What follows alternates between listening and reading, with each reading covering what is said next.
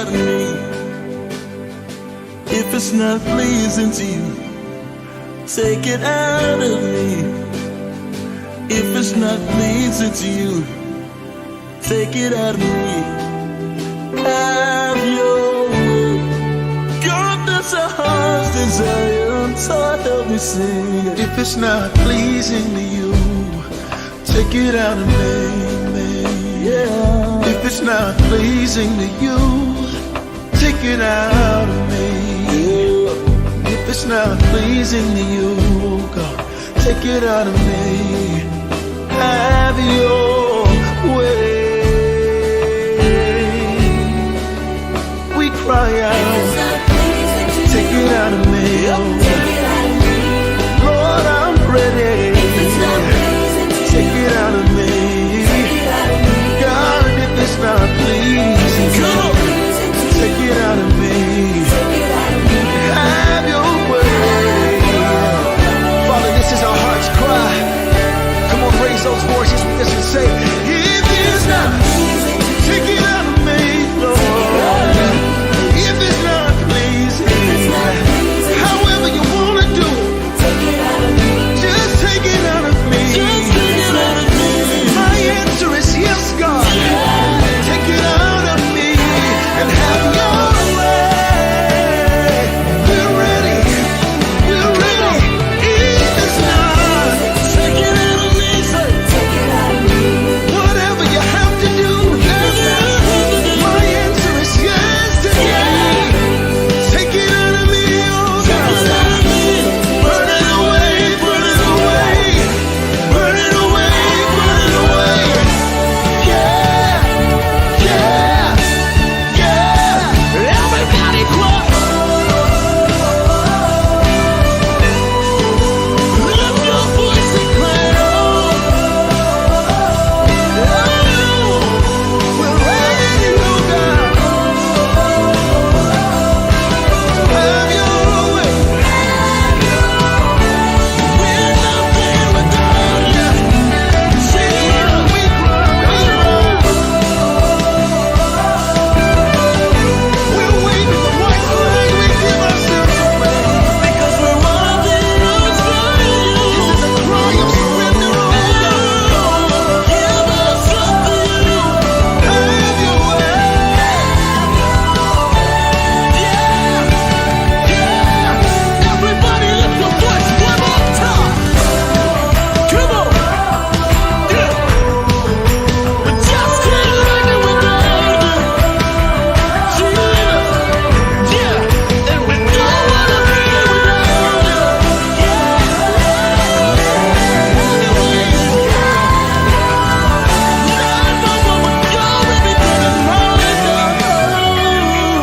If it's not pleasing to you, take it out of me. If it's not pleasing to you, take it out of me. Oh, if it's not pleasing to you, take it out of me. Have your way. Don't wanna be without you, God. If it's not pleasing to you, take it out of me. If it's not pleasing to you, take it out of me. If it's not pleasing to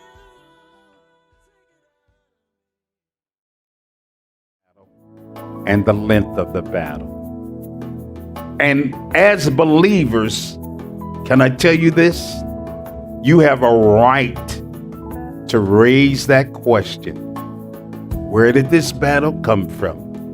How long is it going to last? And the thing that you really want to know is that I'm going to win this battle. That's the thing you must recognize. With God, you are going to win this battle. Faith versus intellect. That's the other thing I want to share with you tonight. Faith versus your intellect. Because this is the battle. I want to speak to all of you intellectuals tonight. Faith and your intellect are probably at war.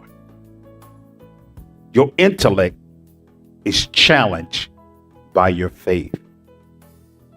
Faith, as we know it, just simply says, I believe and I trust. And can I say something to you tonight? Tonight's going to be a night of confrontation. In advance, I want to confront your faith. I want you to confront yourself. I want you to examine yourself and confront those issues that you no longer want to talk about. Because there has been something when we were children, because we were poor, we had to play a game called hide and go seek.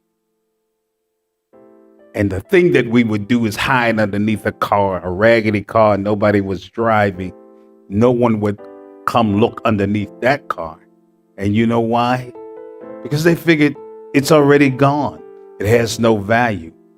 And some of you might be hiding under something that has no value. And so, after a period of time, you young people wouldn't understand this because you got Xbox Zooms and everything else, and you got Instagram, you got TikTok and every other talk there is. But after a period of time, when they couldn't find you, you know what they would say? All is in free. You can come in free. God's about to set you free. Let's talk tonight. Word of the Lord says, verse 32 out of 1 Samuel chapter 17. And David said to Saul, let no man's heart fail because of him. Thy servant will go and fight with this Philistine. And Saul said to David, thou art not able to go against this Philistine to fight with him, for thou art what? But a youth, and he a man of war from his youth. And David said to Saul, thy servant kept his father's sheep, and there came a lion and a bear, and took a lamb out of the flock. And I went out after him and smote him and delivered it out of his mouth. And when he arose against me, I caught him by his beard and smote him and slew him. Thy servant slew both the lion and the bear. And this uncircumcised Philistine shall be as one of them, seeing he hath defied the armies of the living God. David said, moreover, the Lord that delivered me out of the paw of the lion and out of the paw of the bear, he will deliver me out of the hand of the Philistine. And Saul said unto David, go, and the Lord be with you. Saul said, go, and the Lord be with you. Tonight, you know what's so interesting? I want to talk about the lions of your life.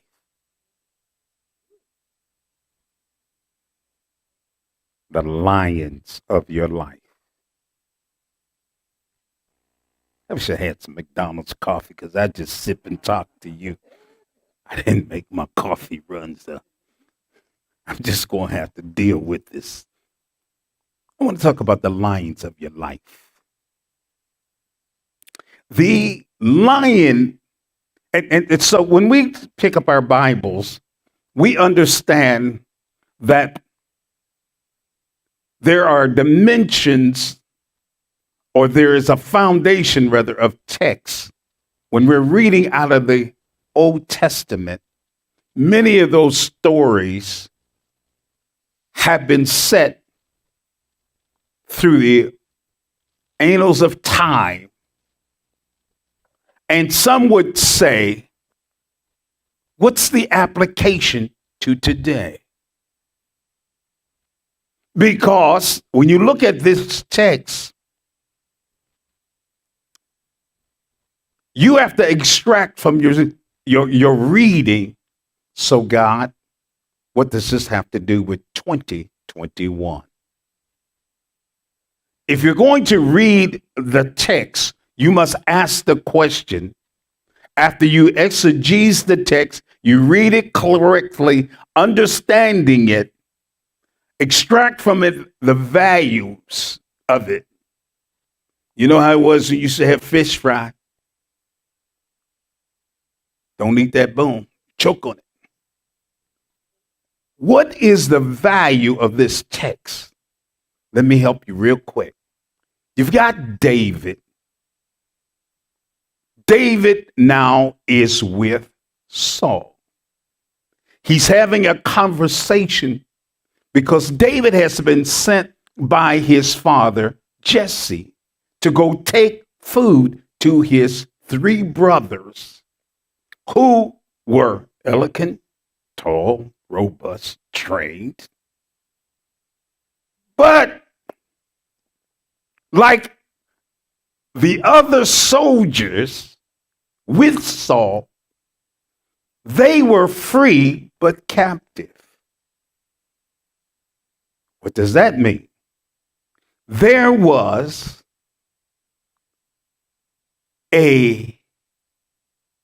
one writer calls him a champion, a strong champion that was holding all of Saul's army at bay. One giant by the name of Goliath. You've got an army and one giant is holding you at bay.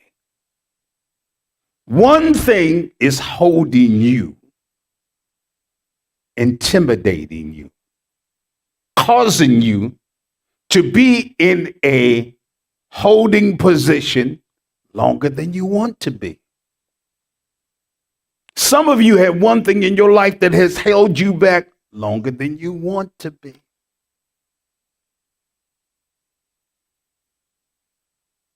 No love tonight. One thing, one giant thing that has held you back. And God's love for you is to free you of the one thing that is holding you back. And the mystery of this is that there's a battle going on. Because some days you feel like, oh God, I'm going to get victory over this. And other days you're like, this is killing me. Victory killing me. Victory killing me. Victory killing me. And with faith, you have to make up your mind. Am I going to have victory or is this really going to kill me? With faith, you got to, remember I said a sense of accountability tonight? You got to, remember I already told you tonight was a night of confrontation where we were going to ask you to confront you. You are now, watch this, you're the patient and the examiner. So you're going to lay down and be the patient, and then you're going to stand over yourself and say, let me deal with me, not somebody else tonight. Let's deal with me, not the populace. David comes, his father says, take some bread, some cheese to your brothers because they're hungry. They're out in the battle with Saul and they're hungry. And that means a whole lot. Woo. Hungry. We come to church tonight and coming up the street and there's a In-N-Out burger up the street. And there's some hungry people. They are wrapped around all the way to the boulevard for a 1, 2, or 3. because they're hungry. Whenever you're hungry, you want somebody to feed you. When you're longing, you want to be fed. When you're empty, you want to be made full. Now I'm going to ask you, when you're captive, do you want to be free? When you are experiencing moments of captivity, do you truly want to be free, or do you just want to live with bondage? So now, David shows up. He's the younger of the three brothers plus one. He's there. He drops off the food, and here's a conversation. Let's speak to it ebonically in today's time. What's up, man? I'm just dropping off the food Dad told me to bring you. Okay. Uh, bro, you hungry? Well, I done lost my appetite right now. Why you lost your appetite? Well, I'm actually being intimidated by this giant. Because when you go through seasons, you'll lose or gain an appetite. Some of you weren't going through, you eat too much, and then some of you can't eat water because you go, oh, I can't take it because it just keeps coming up. David says to his brother, what's the problem? He says, well, wait a minute. We got to deal with this battle we're up against. And he says, this battle's been going on, but we're not fighting. We're just actually waiting. They weren't fighting. They were just waiting for the giant to come get them. Now, if you're going to take me on, you're going to take me down fight. You're just not going to just keep looking at me and telling me I'm not going to have what God said I'm going to have. You're not going to keep doing us like this. People of faith, we're not going to let you do that to us without an engagement. Remember, I told you, you got to confront. I'm sorry, but passive believers are not the right ones to be with you right now. It's time to understand that the kingdom suffers violence, and the violent has to take it back by force. You got to engage. You got to confront some things. David's brothers didn't want to deal with it. You got some people around you that don't want to deal with it. I know I'm talking to you. You're going to turn me off real quick and everything. And that's okay, because I'm going to go get my senior cup of coffee. I'm going to sip on it, and I'm going to be cool. I'm not mad. I want to inspire you to understand something. Faith is a battle. Sometimes you're going to have to confront a giant to walk in faith. And that giant has been intimidating too many of us too long. Whatever this giant might be. And so now, I'm going to hurry up because I want to get to a couple points I got to make here before I get out of here, before you turn me on. So David says he overhears. They weren't even talking to him. He overhears. Listen, Goliath is there. Saul makes a directive. He says, let me tell you guys something. He doesn't even say, I'm going to go do it. Whoever. Now, Saul is the king. The king's not even moving. The king's not. See, the adversary has so many people intimidated. Even those you think should be moving aren't moving. Now, David is like, I'm just a little shepherd boy. I'm not no king. But tell me more. Because he's hearing opportunity. That's what God is giving you. Opportunity. And when you hear opportunity, you ought to be saying, tell me more. You shouldn't be going like, I'm scared. When you hear opportunity, you ought to just sit up and say, let me hear some more. And you know, when people, you ever hear somebody talk and say something good and they say, and you're like, I don't really want to be listening, but I'm listening. So David was like, I don't really want to be listening, but I hear something. Tell me some more. So he says, well, Saul says, listen, let me tell you something. He told the soldiers, if you rise up and kill Goliath, what he's saying, because I don't have the power to do it. But he says, whoever rises up and takes down Goliath, let me tell you what's going to happen to him. Whew. He can marry my daughter, pick and choose whichever one you want. I'm going to give you tax-free the rest of your natural life. And you're going to have places in the kingdom because you took down this giant. So David said, if you read your text in the early part of 1 Samuel chapter 17, David leaves his brother and he said, did he just say that? And his brother said, watch this. We're talking real term now. His brother said, why are you concerned? Because that don't really relate to you. And then his brother said, watch this. What you doing here anyway? Because who's keeping the sheep? Because they knew David's job was to keep the sheep. What do you do when God changes your profession?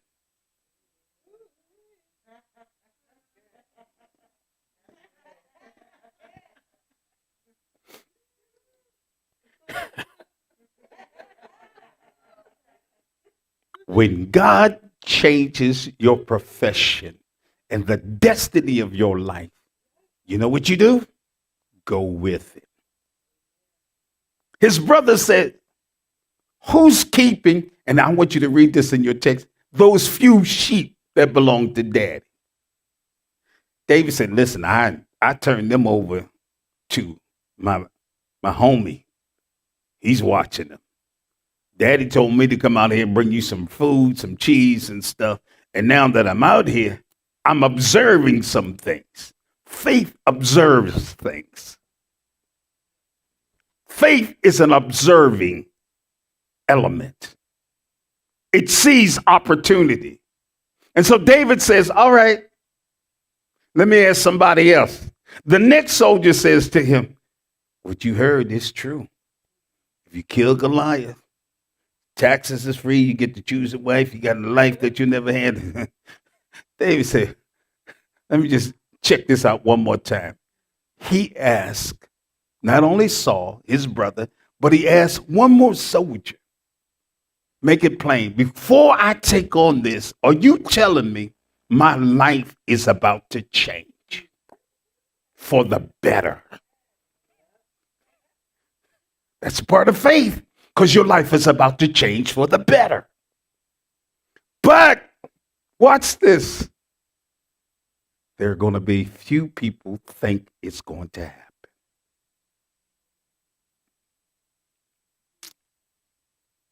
That's when we get to the text. Everybody's afraid. And David says to Saul, let no man's heart be fail or become fearful because of him, the giant. Thy servant. Now he's already aligned himself. He didn't say I'm the soldier. He said, I'm a servant now. That's one of the key things you got to stay in the will of God is stay a servant, which means, God, I'm ready to serve you. God, whatever you want.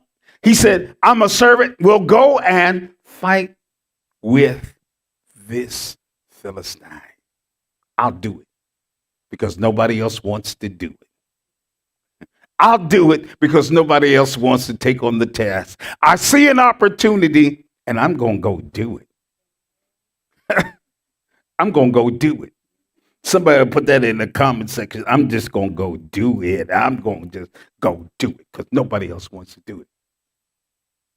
Saul says to David, thou art not able to go against this Philistine to fight with him, but you're just a youth.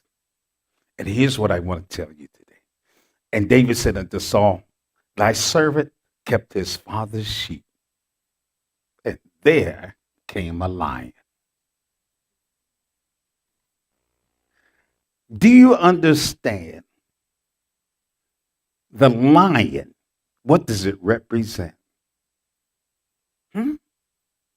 What does a lion represent in your life? In 2021, when is the last? You can't even go to the zoo because the zoo is kind of locked down because I don't know if it was a gorilla or the giraffe. Something in the zoo caught COVID and they shut the zoo down. Yeah, yeah. One of the gorillas or somebody wasn't wearing the mask, I guess. And so the zoo got closed, which means you could not even go see a lion. But David says, I wasn't in the zoo, but the text says, I was watching the sheep, and then came a lion. In your life, you've had some lions come. Did you know that? And I'm not talking about the king of the jungle. I'm not talking about Simba. I'm not talking about those lion kings. Because in this text, the lion is critical because a lion is used to having whatever it wants. A lion is so strong. I told you all when I went to South Africa and I went to the natural habitat with all of them, and it was so. It's just picturesque to see the male lion just laying there, dominate. He don't feel like getting up or nothing, and he make the lioness go do what he brings the food back and all that other stuff. Cause you know what he's saying? I'm the king. I'm the king. And when the cubs was getting up and getting out, he took a look at the cubs, and the cubs kind of just calmed down. He's like, I'm the king. I'm not dealing with all this foolishness right now. But this lion was on a mission to destroy what David was assigned to take care of. There's a lion in our lives that's coming to destroy and trying to intimidate what God has given you charge over.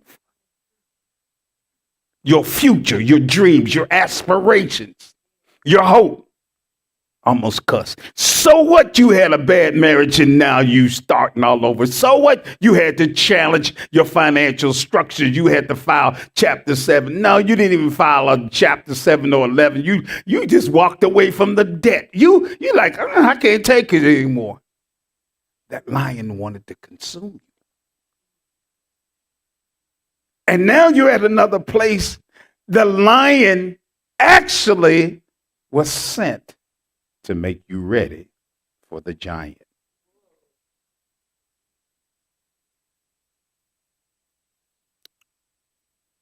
If the lion could have talked to David, he would have said, first of all, David, I know you're a man after God's own heart, because that's what the book of Acts says. And he also knows that whatever God has deemed, I can't do any more to you than God allows. You forgot all of that, didn't you? All of you that just cried out, oh, Jesus, I can't take it. No. Do you understand your lions cannot do more to you? They can't even come closer than God will allow. And that lion represents a force that is greater than you, but actually it's preparing you for your Goliath. That thing that's going to open doors for you. That thing's going to make you wealthy. That thing's going to make you lend and not borrow. And some of you don't realize that the lions of your life are good for you. Not one amen. Lions are good for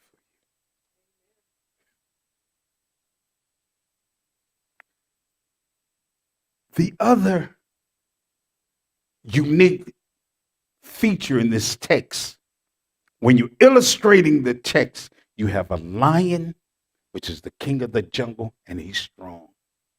And you have a bear that can stand up to anything. You have had to deal in your life past a lion and a bear. And do you know that the lion and the bear were good for you? You don't want that, do you? First of all, you can't outrun a lion, so why don't you front him? You cannot outrun a lion.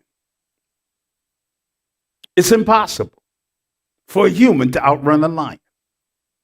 Actually, we have heard, particularly in California, those that try to invade the space of a bear and then run away from the bear. And the bear's like, whap, and slap them down because the bear's like, and you can't outrun me. You have to learn how to confront me. Now, with faith, faith is your ability to believe and to trust. So when you're facing your lions and your bear, that's when you've got to extract the power to believe and trust that God will give me strength to front this lion and this bear. And matter of fact, the reason why God allows a lion and a bear to come to you in 2019, because he was preparing you for 2021. Because of the great things you're going to have to carry off this year. After you've gone through the year of the open door, you've gone through all the things you want to do, is you're going to now have to be able to look Goliath in the face. And watch this. You know what David is saying to Saul? Saul, don't let your heart come heavy. And Saul was saying, let me read your resume, David, because, you know, I don't want to see you get destroyed in this. And David's like, it's cool, man. Let me help you with something.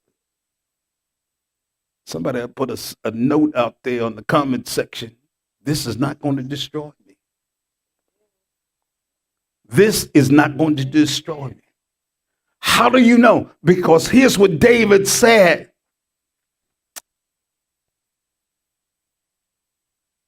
In verse 34. I was the keeper of my father's sheep, and there came a lion and a bear and took a lamb out of the flock. And watch what he does. And my faith in God made me go after him. You know what you do when you have little faith? You can have it. Maybe it wasn't for me. How many times have you released something that was for you because it was in the jaws of a lion or a bear? And you felt compelled to surrender. How many dreams have you surrendered to?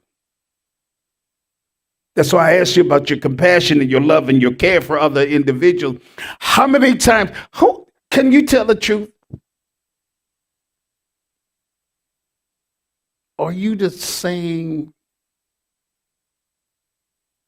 peaceful, happy person you used to be before the bear and the lion came? Or are you now complacent, not joyful? Just here's your morning testimony. Just another day that the Lord has kept. Meantime, the lion got your stuff. And faith says, go after it. Intellect says, you can't get that. Faith says, you have been strengthened by God to do this. And intellect says, watch this ebonically street, but ain't nobody ever done what you getting ready to do. What makes you think you can do it? Faith says with God all things are possible. Faith says if God allows a lion to pick up something that belongs to you, God has already empowered you to have enough strength to go get it. Faith says go get your stuff. We walk by faith and not by sight. Without faith, it's impossible to please God. And who are you trying to please? I'm trying to please God. And I'm trying to please God, which means if God allows a lion to come into my territory, he's also prepared me to go get it. If it was God, the lion would have never came. Yes, it would have. Because God knows the power of faith. And if you believe in God, you will use your power and authority to rise up and start taking back what the enemy has stole from you. David says unequivocally to Saul, I'm prepared for this giant because I want to let you hear my resume. Speak about it. All right. The lion came and got one of the sheep. I was out there by myself. I wasn't paying. Nobody had me on video. So I wasn't trying to impress nobody. But faith says stand up and go after it. See, here's the key. You have to war against the intellect of your mind when God tells you to go after something. I lost you. Because the intellect of your mind says, that thing's too big. That's impossible. You don't have enough money. Your credit is not good enough. You came from an inner city family and it was broken. You don't have the intellect. And I want to share with you and I commend you in scripture. Every time God wanted to use someone to be an object of faith, he chose someone that was less than perfect. Faith doesn't say by my intellect I'm perfect. Faith says by my obedience I'll do it. Faith says because God told me. What did he tell you, Moses? He said, go tell Pharaoh I'm going to bring my people out of there. And Moses, I know you have a speech impediment, but that's okay. Go down, stutter if you got to. Rock on one foot if you got to. But whatever you do not allow Pharaoh to intimidate you. How many times have you allowed the object of your faith to be intimidated because you moved out of faith into intellect and started asking questions when you should have been going after the lion? Blood pressure check, knowing it's going to be elevated. I make my mind say it. Ain't nobody going to tell me what to drink. Watch this. The church gave me some coffee cards. I'm going to drink what they gave me. They obviously want me to have this. Do you see what's going on in your life? You are performing against God's will and you're thinking it's good. You're thinking it's good because you're feeling so constrained and hopeless that even your mind is telling you it's good. Please, ladies and gentlemen, please read this text. Paul is not preaching a sermon. He's not baptizing anybody. Paul is reviewing Paul. When is the last time you stood before the Lord and say, it's just me and you? Just me and you, Lord. Because I'm doing some stuff that I don't want to do. And I'm enjoying it. And here's what the Lord is saying. It's just me and you. Let's find out why you're doing this. See, the Lord does not want you to get on one of the social media platforms and say, I'm struggling. How many of you think it's okay? Do you have the same, watch this. Do you have the same struggle that I'm having? Can I get one? Can I get a friend? Can I get a fro? Can I get just one? Somebody tell me, have you ever had this happen? Have you ever had this happen? And you notice the social media platform, when you ever engage in it, if you said, I like pigeon meat, you'll find somebody else say, me too, me too, me too. It's designed when you are in a moment of weakness, instead of your mind saying this is wrong, it will say, find another like you. And you know what you will find? Another like you. Do you think I walked around and asked anybody else, did you have coffee this morning? Did you have coffee this morning? Did you have coffee this morning?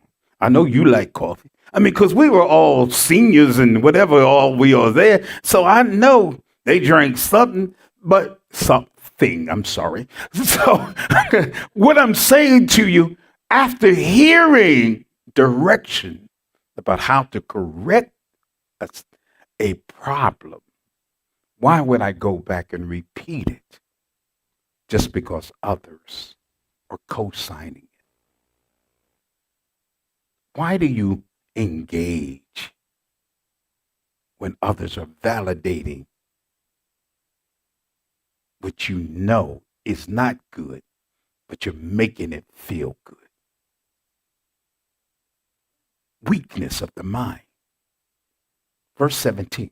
Now then, it is no more I that do it. What's this? He said, I figured out it's the sin that dwells in me. What he's saying, Paul is saying to you and I, is sin is powerful. Sin is powerful. And can I tell you something? All that lie that they told you about, if you sin, it's going to taste bad. If you sin, the lightning's going to open up from heaven and the ground's just going to swallow you up. Liar, liar's pants on fire. Let me help you with something. Your mortal being has, watch this, it has a tendency to desire that which is not good for it.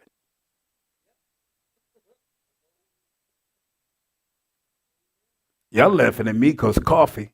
What's your hook? What's your hook? What's your hook? And it does not have to mean that it's something as perverted as sexual immoralities, because thank you, since you said it to me, I'm going to say it back to you. The hook in your life is something that you think you can't release. Something that has a power over you. Something that manipulates you. Something that says, no way. Every time they go on that fast every year, I'm giving up my chicken. I'm not giving up my beef. I'm not giving up this because I got to have my protein. I got to have this. And your mind will tell you this. But Paul said, it's not me, but it's the sin that dwells in me. Paul is in his intake class. He says, for I know that in me, that is in my flesh, dwelleth, would you please underscore this, no good thing. regardless of how cute, fine, sexy you are, how tall, dark, handsome you are. If you don't constrain you, you can be something else. I don't care if you saved, sanctified, speaking in tongues, laying on 12 Bibles. If you do not bring yourself to Christ and say to the Lord, I know in me dwells no good thing. Because see, some of you are already out there judging. And you know, I told you I could hear you even through the camera. Some of you are out there judging and like, you must not be saved. Paul is the apostle. He is the one that God loved so much that when he was on the road to Damascus to slay those Jews and Gentiles that were worshiping Jesus, that the Lord says, man, I got to have him and I've got to transform him. And so what did the Lord do? He blinds him for 3 days. And he gives Saul the experience of his life. The experience of Saul's life was, wait a minute. Now I'm walking with the God that I was persecuting. Who do you think that upsets? It upsets the dark one, the enemy, because what the enemy has had pleasure with your life is he's kept you away from the blessings of God. He's kept you away from the miracles. He's kept you persecuting those and doubting. And now that God has cleansed you, given you a new direction, has caused you to sense you have value and you have hope. I don't care if you was born, you know, we used to say back east, what side of the tracks were you born on? Y'all don't know anything about that. If the train came through your neighborhood, you was out of the hood, right? And yet I want to tell you, the enemy would make you and persecute you and vilify you to make you believe if I came from the wrong side, I can never have it. And there's some of you watching me now that when you are ready to stand up and do something robust, the sound of that train coming down the rails plays in your mind. And not a natural train, but something that's giving you foundational doubt to make you wonder, am I really who God said I am? Because somebody ignorant next to you, and I said it and I mean it, somebody ignorant next to you who does not know your value is trying to say to you, in fact, you cannot become who you think you are because you have not come through me. You've not come through my plan. You've not come through my process. But you got to remember something. Saul did not come the way the other disciples did. God uses whom he wishes.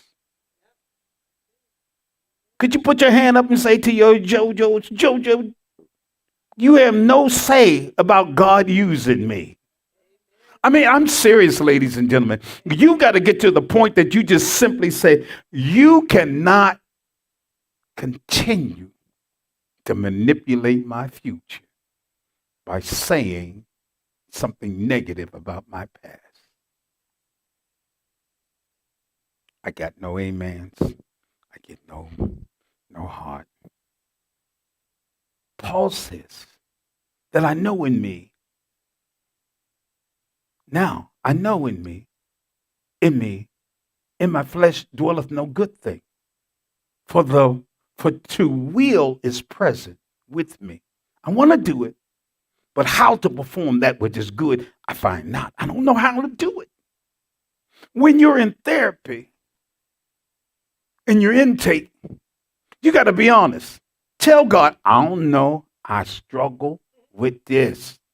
I struggle with loving them liars. I struggle with them haters. I struggle with this. God loves you so much, you can tell him everything. Did you know that? God's not going to say, you got to leave. What God is saying is, I have been waiting for you to just express where you are. Tell God, I struggle with it. Tell God tell the Lord I struggle. I know in me, that's in my flesh, dwelleth no good thing. For the will to do it is present. But how? The application of it, how to do that, which is good, I find not.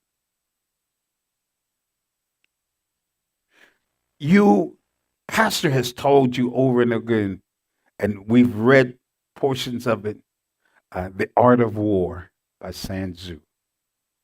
Remember that? Some of you, I've given you the title, whether you read it or not, but I read it over and over again. And one of the things that he talks about strategically is when you are in battle, you must remember every battle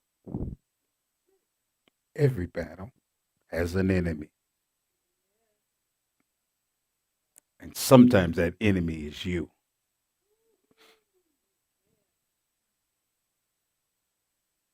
And you have to have a strategy on how to win against the enemy, even when the enemy is you.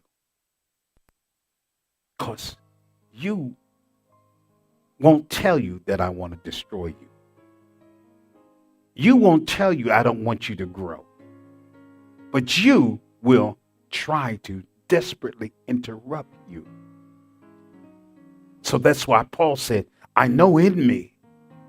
I know me. How many of you know yourself that well? I know me. I know when it gets tough, I want to quit. I know when they don't sponsor me, I want to quit. I know when they don't speak well of me, I want to quit. And what God is saying, do you know that I never leave you nor forsake you? That I am the God that gives you strength? Do you know that? Or are you still waiting to hear from them when I'm trying to tell you something about me? If you trust and believe me, I'm the God that's going to bring you through everything. Who is going through something tonight? Who's going through something? I think I should quit right now. I only got 30 seconds left in this one. We'll pick this up next week. Who is on the intake table? Who is laying before God and saying, Lord, I'm ready for an evaluation? Here is a disciple admitting, Lord, I need it. So I can only imagine how you, the lay person, would feel. If Paul, a disciple, recognizes that when I want to do what God has asked me to do, something rises up in me and makes me sit back down. Makes me, and here's what I want to talk about next week, because some of you have slipped into addictions now. What addiction, Pastor? I'm not talking about sex. I'm not talking about pornography. I'm not talking about alcohol. I'm talking about extreme measures of weakness. You're addicted to weakness. And the reason you're addicted to weakness is because you have somebody that is vilifying you and champion. It's okay. It's okay. But did God say it's okay? Or did he say, because I live, you can face tomorrow?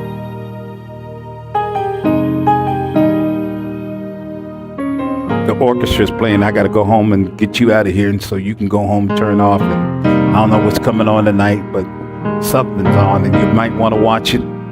But I want you to grow in faith tonight. I want you to begin peeling back the layers of your life, because you've been asking yourself, why me? How did I get here? And the question you should be asking is, when will I allow God to prepare me for what he has in store for me? Because I know in me dwells no good thing.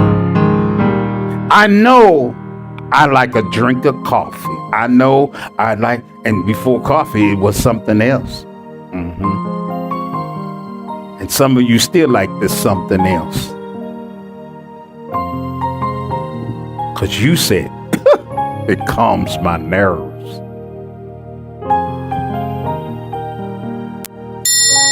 And the Lord is saying, I can calm your raging seas. Do you remember he was on the boat when he said what? Peace, be still. So, if I'm sitting at the bar with a few friends and we're all buying rounds, of course they're going to encourage me to continue. But when God is saying, step away, and I hope you're not offended by it, but step away from that, because you become so inundated with the taste of it that you're just like, while I'm in this, I don't feel nothing. And can I tell you what happens when you're in there? You're missing everything. Did you know that? You're missing everything God has for you when you feel nothing. Because you need to experience love and experience now faith. I want to tell you tonight, God loves you, and we're going to go to therapy together. We're going into therapy. Because you know what I'm thinking, that I wish I had some more time. I don't know who you are, but you're living this lie that you have no emotions. I'm not emotional. God is love. That's an emotion. God cares for you. And just because we can't gather with brick and mortar, there's no reason not to care for those that are in your life.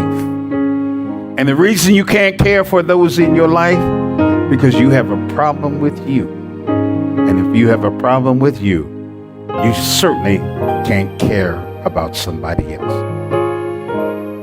This is Pastor Andrew Carnegie. Turn to the second, loving on you like faith has no end. I want you to know that now faith is available for you. Before we leave on tonight, you know what I ask you? Pray for someone else. Reach out and say, pray for me. Before we go, I want you to prepare yourself for a seed. Allow yourself to plant a seed. If this ministry has been a blessing to you, and even if it's making you think beyond your desire, but it's convicting you to do better,